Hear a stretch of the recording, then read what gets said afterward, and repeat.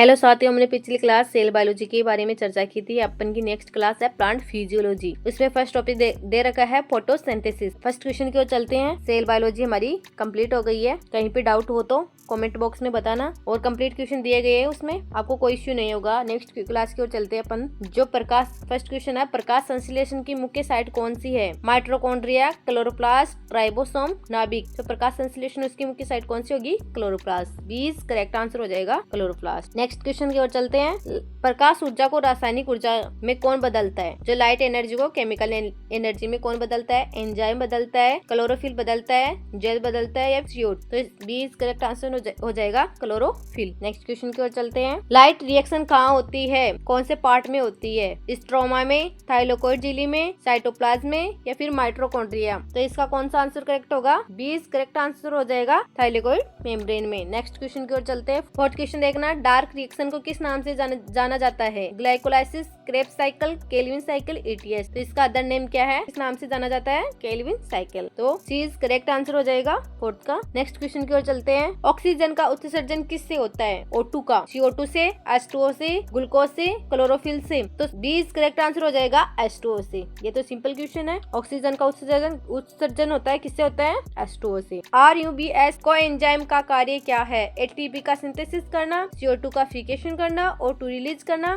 जल विभाजन का। तो करेक्ट आंसर कौन सा हो जाएगा? B। 20 करेक्ट आंसर हो जाएगा। जो CO2 होती है उसका स्थिरीकरण होता है, एंजाइम का कार्य होता है। नेक्स्ट क्वेश्चन की ओर चलते हैं। C4 पौधों का एग्जाम्पल बताना कौन सा है? जो आपको ऑप्शन दे रखे हैं, व्हीट, राइस, मैज और पोटैटो। तो कौन सा होगा इसका? C4 पौधों का एग्जाम्पल। C करेक्ट आंसर हो जाएगा मक्का। नेक्स्ट क्वेश्चन की ओर चलते हैं।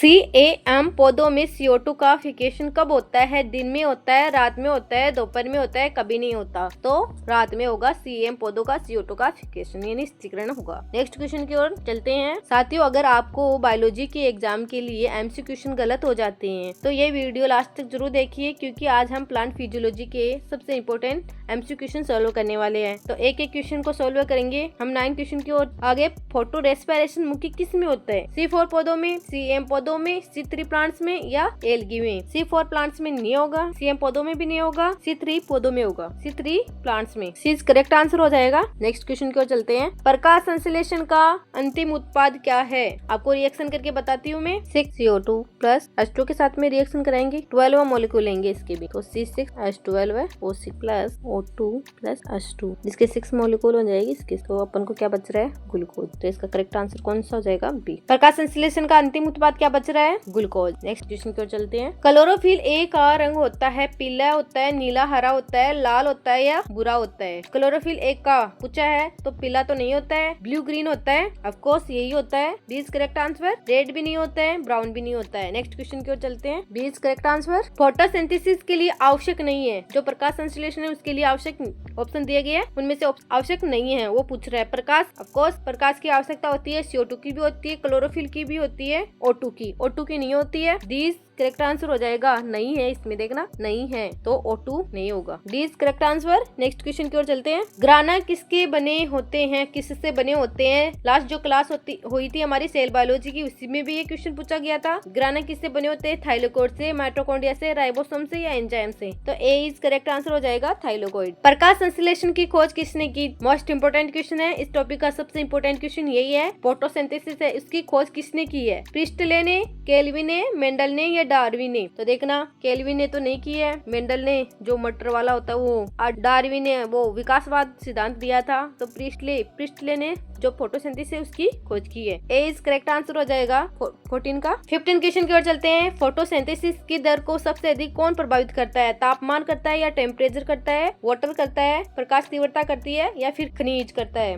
तो इसका करेक्ट आंसर हो जाएगा जो प्रकाश की इंटेंसिटी होती है ना, लाइट इंटेंसिटी, वो इफेक्ट करती है प्रकाश संश्लेषण की जो दर होती है उसको। तो C इज करेक्ट आंसर हो जाएगा। जल का प्रकाश अपघटन कहाँ होता है? स्ट्रोमा में, थाइलाकोइड झिल्ली में, साइटोप्लाज्म में या नाभिक में? तो इसका थाइलाकोइड करेक्ट आंसर हो जाएगा। B is correct answer. 17 question की ओर चलते हैं। आपको यहाँ तक कोई डाउट हो तो कमेंट बॉक्स में जरूर बताना। आगे नेक्स्ट क्वेश्चन की ओर चलते हैं। C4 पाथवे का लाभ क्या है? अधिक फोटो रेस्पिरेशन हो जाएगा, कम फोटो रेस्पिरेशन हो जाएगा, कम प्रकाश या कम ATP? तो इसका करेक्ट आंसर कौन सा होगा? कम फोटो रेस्पिरेशन ही होगा C4 पाथवे के लिए। तो 20 करेक्ट आंसर हो जाएगा। C4 पौधों में प्रथम स्थिर उत्पाद क्या है? PGA, RUBP, OAA, glucose. तो ए इसका आंसर नहीं होगा, RUBP नहीं होगा, ऑक्जेलिक एसिड हो सकता है, एसिडिक एसिड हो सकता है, ग्लूकोज भी नहीं होगा। तो C is correct answer, oxaloacetic acid. Calvin cycle में चरणों की संख्या कितनी होती है? कितनी होती है? क्वेश्चन सिंपल है, 3 होती है। B is correct answer. Next question की ओर चलते हैं। फोटोसिंथेसिस किस प्रकार की प्रक्रिया है? जो फोटोसिंथेसिस है किस प्रकार की प्रोसेस है? कैटाबोलिक है, एनाबोलिक है, ऑक्सीडेटिव है या रेस्पिरेटरी है? तो इसका बी इज करेक्ट आंसर हो जाएगा एनाबोलिक, उपापचयी। सेकंड टॉपिक की ओर चलते हैं। फर्स्ट टॉपिक कंप्लीट हो गया है, अब सेकंड टॉपिक है रेस्पिरेशन। श्वसन से रिलेटेड क्वेश्चन इसमें 45 तक दिए गए हैं। वीडियो को लास्ट तक जरूर देखना। श्वसन का मुख्य उद्देश्य क्या है? भोजन निर्माण का, ऊर्जा उत्पादन का, CO2 का, वृद्धि को रोकना। तो इसका करेक्ट आंसर कौन सा होगा? ऊर्जा उत्पादन। एनर्जी को तो करता है, सांस ही लेता है अंदर की ओर श्वसन के दौरान, तो ऊर्जा उत्पादन, एनर्जी तो मिलती है अपन को। नेक्स्ट क्वेश्चन की ओर चलते हैं। ग्लाइकोलाइसिस कहाँ होती है? जो ग्लाइकोलाइसिस होती है वो कहाँ होती है? माइटोकॉन्ड्रिया, साइटोप्लाज्म, क्लोरोप्लास्ट या फिर नाभिक? तो इसका करेक्ट आंसर हो जाएगा साइटोप्लाज्म। नेक्स्ट क्वेश्चन की ओर चलते हैं। ग्लाइकोलाइसिस का अंतिम उत्पाद क्या है? ग्लूकोज होता है, पाइरुविक एसिड होता है, एसिटाइल कोएंजाइम होता है या ATP होता है? तो ग्लाइकोलाइसिस का अंतिम उत्पाद पाइरुविक एसिड होता है। क्रेब्स साइकिल कहाँ होती है? साइटोप्लाज्म में होती है, माइटोकॉन्ड्रियल मैट्रिक्स में होती है, थाइलाकोइड में होती है या फिर स्ट्रोमा में? तो क्रेब्स साइकिल कहाँ होती है? माइटोकॉन्ड्रियल जो मैट्रिक्स होता है उसके अंतर्गत होती है। तो मोस्ट क्वेश्चन आंसर है, ये मोस्ट है माइटोकॉन्ड्रियल मैट्रिक्स में। B is correct answer. 25 question देखना, 25 क्वेश्चन देखना है। एरोबिक रेस्पिरेशन में अंतिम इलेक्ट्रॉन एक्सेप्टर कौन है? CO2 है, H2 है, O2 है या NAD+ है? तो इसका करेक्ट आंसर हो जाएगा O2। एनारोबिक रेस्पिरेशन में ATP कितने बनते हैं? 2, 4, 36, 38। तो 2 होगा। ये पूछा है एनारोबिक में, तो 2 इज करेक्ट आंसर हो जाएगा, मतलब A, 2 ATP। ETS का फुल फॉर्म पूछा है अपन को। जो ETS होता है उसका फुल फॉर्म क्या है? एनर्जी ट्रांसफर सिस्टम नहीं होगा, electron transfer system, enzyme transfer system, energy ये टर्मिनल स्टेज, ये भी नहीं होगा। तो बी इज करेक्ट आंसर हो जाएगा। ETS की फुल फॉर्म क्या होती है? Electron transfer system. Next question की ओर चलते हैं। एल्कोहलिक फर्मेंटेशन में क्या उत्पाद क्या है? जो एल्कोहलिक फर्मेंटेशन है उसका उत्पाद क्या है? लैक्टिक एसिड है, इथेनॉल है, CO2, ग्लूकोज? तो इसका बी इज करेक्ट आंसर हो जाएगा। एल्कोहलिक पूछा है तो एथेनॉल होगा। B is correct answer. आगे नेक्स्ट क्वेश्चन की ओर चलते हैं। श्वसन में ऊर्जा किस रूप में संचित होती है? रेस्पिरेशन में जो एनर्जी होती है किस रूप में स्टोर होती है? ADP, AMP, ATP, NAD। आपको सबको पता है इसका आंसर क्या होगा? ATP is correct answer. Next question की ओर चलते हैं। ATP की फुल फॉर्म भी देख लेना, एडिनोसिन ट्राइफॉस्फेट। 30 क्वेश्चन देखना। श्वसन के दौरान CO2 निकलती है, ग्लाइकोलाइसिस, क्रेब्स साइकिल, ETS या फर्मेंटेशन? तो इसका करेक्ट आंसर होगा क्रेब्स साइकिल। 31 क्वेश्चन की ओर चलते हैं। रेस्पिरेटरी क्वाड्रेंट RQ का सूत्र क्या है? क्वेश्चन इंपोर्टेंट है, RQ पूछा है। RQ बराबर होता है CO2/O2। तो कौन सा इसमें? बी इज करेक्ट आंसर हो जाएगा। ये भी नहीं होगा, ये भी नहीं होगा, ये भी नहीं होगा, तो रेस्पिरेटरी क्वाड्रेंट। आगे नेक्स्ट क्वेश्चन की ओर चलते हैं। वसा, फेट का RQ पूछा है। 1 होगा, 1 से कम होगा, 1 से अधिक होगा, 0 होगा। तो फेट का कितना होगा? 1 से कम होगा। B is correct. Next question की ओर चलते हैं। Less than 1। ETS स्थित होता है, जो ETS होता है वो किस में स्थित होता है? बाह्य झिल्ली में, आंतरिक झिल्ली में, साइटोप्लाज्म में, मैट्रिक्स में? तो ETS कहाँ स्थित होता है? इंटरनल माइटोकॉन्ड्रियल मेम्ब्रेन में होता है। बी इज करेक्ट आंसर हो जाएगा। नेक्स्ट क्वेश्चन की ओर चलते हैं। सबसे अधिक ATP कहाँ बनते हैं? ग्लाइकोलाइसिस, क्रेब्स साइकिल या फर्मेंटेशन, ETS? तो डी इज करेक्ट आंसर हो जाएगा। ATP कहाँ बनते हैं? Electron transfer system. पौधों में श्वसन होता है, जो प्लांट्स होते हैं इसमें श्वसन कहाँ होता है? केवल कब होता है? केवल दिन में, केवल रात में, दिन और रात दोनों में, केवल प्रकाश में? तो पौधों में श्वसन दिन और रात दोनों में होता है, तो बोथ हो जाएगा दिन और रात। सी इज करेक्ट आंसर। रेस्पिरेशन किस प्रकार की प्रोसेस है? एनाबोलिक है, कैटाबोलिक है, सिंथेसिस या फोटोकेमिकल है? तो 36 का करेक्ट आंसर हो जाएगा कैटाबोलिक। साइनाइड किसके अवरुद्ध करता है? ग्लाइकोलाइसिस, क्रेब्स साइकिल्स, ETS या केल्विन साइकिल? तो साइनाइड किसका अवरुद्ध करता है? ETS का। श्वसन के लिए मुख्य सबस्टेंस क्या है? प्रोटीन है, फैट है, ग्लूकोज है, ये स्टार्च है? श्वसन के लिए मुख्य सबस्टेंस कौन सा हो जाएगा? ग्लूकोज। नेक्स्ट क्वेश्चन की ओर चलते हैं। लैक्टिक जो एसिड होता है उसका फर्मेंटेशन कहाँ होता है? एसिड का, लैक्टिक एसिड का पूछा है तो एनिमल मसल्स में होगा। सी इज करेक्ट आंसर हो जाएगा एनिमल मसल। ईस्ट में भी नहीं होगा, जो ईस्ट होती है उसमें भी नहीं होगा, प्लांट सेल में भी नहीं होगा, एनिमल सेल में होगा, एल्गी में भी नहीं होगा, जो शैवाल होता है उसमें भी नहीं होगा। नेक्स्ट क्वेश्चन की ओर चलते हैं। श्वसन की जो रेस्पिरेटर रेट है ना, उसको क्या कौन प्रभावित करता है? रेस्पिरेशन रेट को कौन प्रभावित करता है? तापमान करता है, ऑक्सीजन करता है, जल करता है, सभी। टेम्परेचर भी करता है, O2 भी करता है, H2O भी करता है। तो ये आंसर हो जाएगा सभी। साथियों, यहाँ तक हमने 2 टॉपिक कंप्लीट कर लिए हैं। थर्ड टॉपिक की ओर चल रहे हैं। साथियों, हमने 2 टॉपिक कंप्लीट कर लिए हैं, थर्ड टॉपिक की ओर चल रहे हैं। ट्रांसक्रिप्शन, ट्रांसपोर्ट और हार्मोन्स के बारे में क्वेश्चन आएंगे 41 से लेके 70। ये क्वेश्चन डायरेक्ट एग्जाम में आने वाले हैं, ध्यान से पढ़ना है एक एक को। चलो ठीक है, आगे नेक्स्ट क्वेश्चन की ओर चलते हैं। 41, ट्रांसपिरेशन क्या है? जल अवशोषण, जल वाष्पोत्सर्जन या भोजन निर्माण या शोषण? तो क्या है ट्रांसपोर्शन? पहला क्वेश्चन यही पूछेगा कि ट्रांसपिरेशन क्या है? जल अवशोषण नहीं है, जल वाष्पोत्सर्जन, ठीक है, भोजन निर्माण भी नहीं है, ये शोषण भी नहीं है। तो इस करेक्ट आंसर हो जाएगा जो H2 होता है उसका वाष्पोत्सर्जन यानी लॉस ही होगा, वाटर लॉस ही होगा। नेक्स्ट क्वेश्चन की ओर चलते हैं। ट्रांसपिरेशन सबसे अधिक होता है क्यूटिकल से, स्टोमेटा से, लेटिसल से या जड़ से। जो पेड़ पौधों की जो लीफ होती है उसके अंदर छोटे छोटे स्टोमेटा होते हैं, छिद्र होते हैं, रंध्र बोले तो रंध्र बोलते हैं स्टोमेटा को। सबसे अधिक होता है स्टोमेटा में तो होते हैं, सुबह के टाइम होते हैं, छोटे छोटे पत्तियों पर पानी आ जाता है, छोटी छोटी बूंदे दिखाई देती, इसके बारे में बात कर रहे हैं। नेक्स्ट क्वेश्चन की ओर चलते हैं। जल का परिवहन किस ऊतक से होता है? फ्लोएम से, जाइलम से, कैम्बियम से या कोर्टेक्स से? कोर्टेक्स से। जल का परिवहन किस ऊतक से होता है? फ्लोएम से, जाइलम से, कैम्बियम से, कोर्टेक्स। क्वेश्चन देखना, जाइलम जल होगा और फ्लोएम से होगा भोजन का। तो करेक्ट आंसर कौन सा हो जाएगा? जल से जाइलम। जल का परिवहन किस ऊतक से होता है? जाइलम से। नेक्स्ट क्वेश्चन की ओर चलते हैं। भोजन का परिवहन होता है जाइलम से, फ्लोएम से, ये वेसल से या ट्रेगडिस से? तो इसका करेक्ट आंसर हो जाएगा phloem, B is correct answer. 45 question की ओर चलते हैं। प्रेशर फ्लो हाइपोथेसिस किसने दी है? सिद्धांत किसने दिया था? ये एक वैज्ञानिक का नाम बताना है। डायक्जॉन ने, प्रिस्टले ने, मंच ने या सच ने? तो इस करेक्ट आंसर हो जाएगा मंच ने, D C is correct answer हो जाएगा। जो प्रेशर फ्लो है ये किसने दी थी? है मंच ने, C is correct answer. Next question की ओर चलते हैं।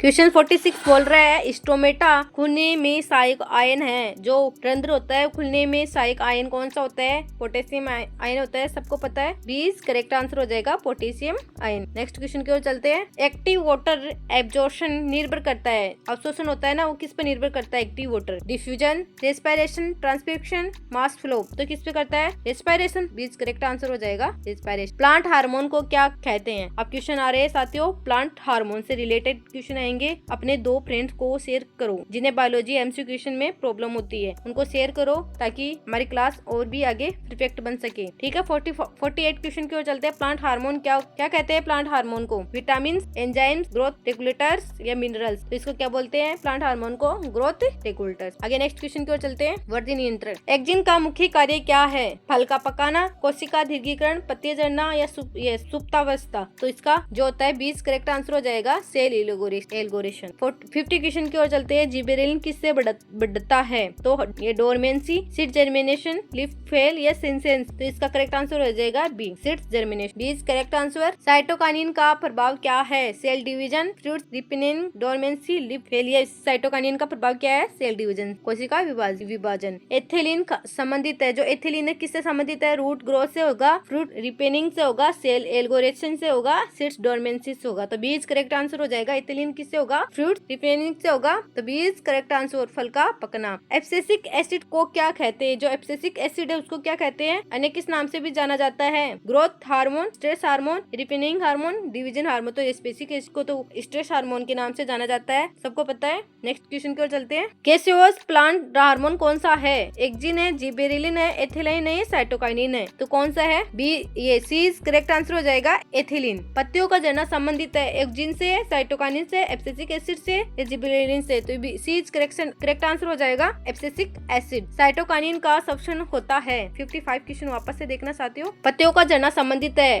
ऑक्सिन हार्मोन से, साइटोकाइनिन, एब्सिसिक एसिड, जिबेरेलिन। तो इसका कौन सा आंसर होगा? Abscisic acid. साइटोकाइनिन का संश्लेषण होता है पत्ती से, तना से, जड़ से, फल से। तो किससे होगा? जो साइटोकाइनिन है उसका स्टेम से होगा या लीफ से होगा, रूट से होगा या फिर फ्रूट से? तो इसका करेक्ट आंसर हो जाएगा रूट। ट्रांसपिरेशन फूल सिद्धांत किसने संबंधित है? भोजन परिवहन से, जल ऊपर उठना, हार्मोन शोषण। तो बीज करेक्ट आंसर हो जाएगा। ट्रांसपिरेशन फूल सिद्धांत किससे संबंधित है? जल ऊपर की ओर उठना। नेक्स्ट क्वेश्चन की ओर चलते हैं। खनिज लवणों का परिवहन होता है diffusion, active transport, mass flow, सभी? इसका करेक्ट आंसर हो जाएगा सभी। डिफ्यूजन भी होगा, एक्टिव ट्रांसपोर्ट भी होगा, मास फ्लो यानी द्रव्यमान का भी वो फ्लो होगा, मात्रा कम होगी इसकी खनिज लवणों के परिवहन के लिए, तो इसका करेक्ट आंसर हो जाएगा डी। 59 क्वेश्चन की ओर चलते हैं। अधिक आर्द्रता का प्रभाव ट्रांसपिरेशन पर क्या होता है? बढ़ेगा, घटेगा, समा रहेगा, रुक जाएगा। अधिक आर्द्रता के लिए पूछा है तो इंक्रीज तो नहीं होगा, डिक्रीज होगा, समान भी नहीं रहेगा, इक्वल भी नहीं रहेगा, रुक जाएगा, ये भी रुकेगा भी नहीं, तो इस बी करेक्ट आंसर हो जाएगा डिक्रीज होगा। 60 क्वेश्चन की ओर चलते हैं। जाइलम के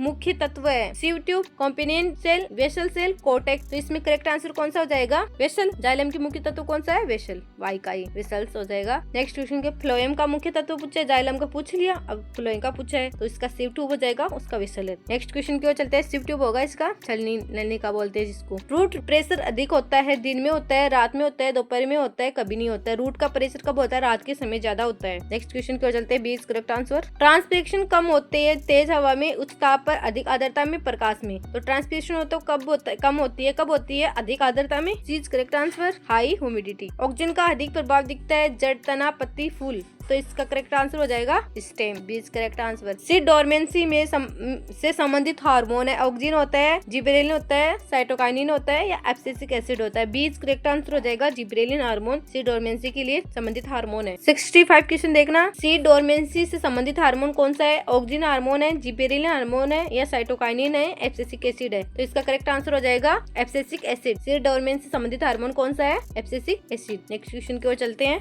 फ्रूट रिपाइनिंग में कौन सा हार्मोन सहायक है? ऑक्सीजन है, एथिलीन है, साइटोकाइनिन है या ABA है? इसका एथिलीन भी करेक्ट आंसर हो जाएगा। नेक्स्ट की ओर चलते हैं। 67 क्वेश्चन की ओर। ट्रांसलोकेशन ऑफ फूड सिद्धांत किसने दिया है? मोस्ट इंपोर्टेंट क्वेश्चन है। ट्रांसलोकेशन जो फूड सिद्धांत है किसने दिया है? मंच ने ये डाइकॉन ने दिया है, डाइजो ने दिया है, मंच ने दिया है, सच ने दिया है, डार्विन ने। तो इसका बी करेक्ट आंसर हो जाएगा मंच ने दिया है ट्रांसलोकेशन ऑफ। नेक्स्ट क्वेश्चन की ओर चलते हैं।